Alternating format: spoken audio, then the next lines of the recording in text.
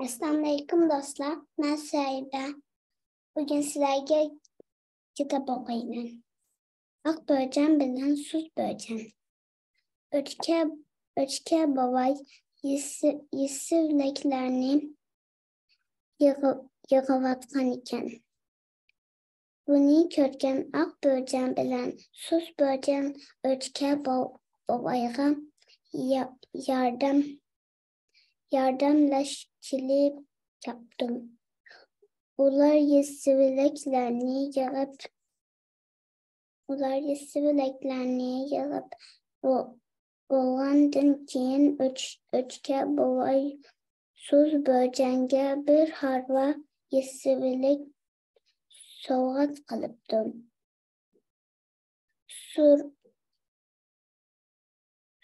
böcen hoşal bulup. Rahmet baba deptudem. Yesivileklerini ilip öge kaydıptım.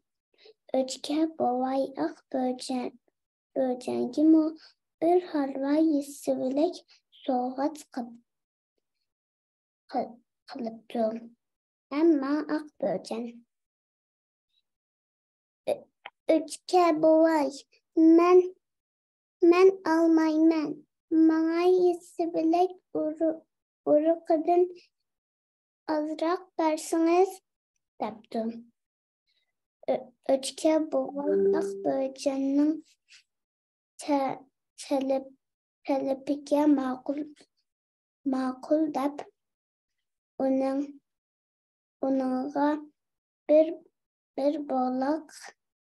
bir boğlak yesivilek urağını beriptim.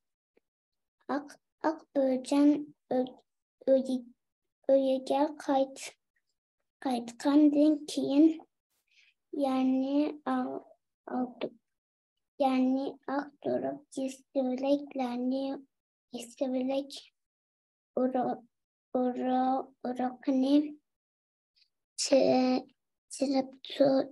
çırptı ve daim soğarıp otap oğutlak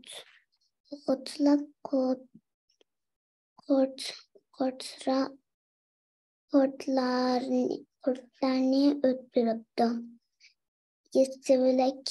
Yesivilekler nihayet yetir üzüptüm.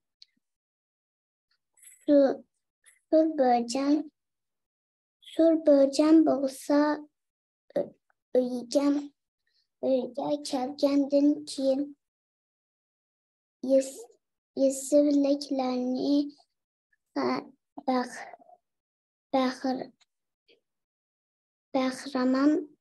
bahraman yap hiç kandak iş kılışını kalmaptım. Korsakı açsıyla yesivileklerini yaptım.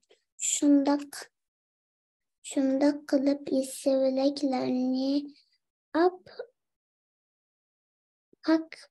pakiz yaptı.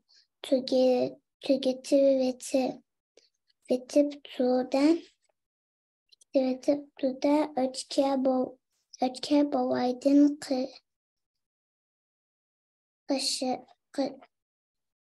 babayının kışağa gene yesivilek sorgalı menettim. O yolda gitip ak böcenin bir harva yesivilekini sorap gitip atkan lakını körüp aceplengen halda. Bu yesivileklerini sana kim verdi? Dep sorattı. Bir kim vermeyken özüm tırgan. Fakat özümüz tırganla andın yap tüket kendikini Tügetkili bolmaydıran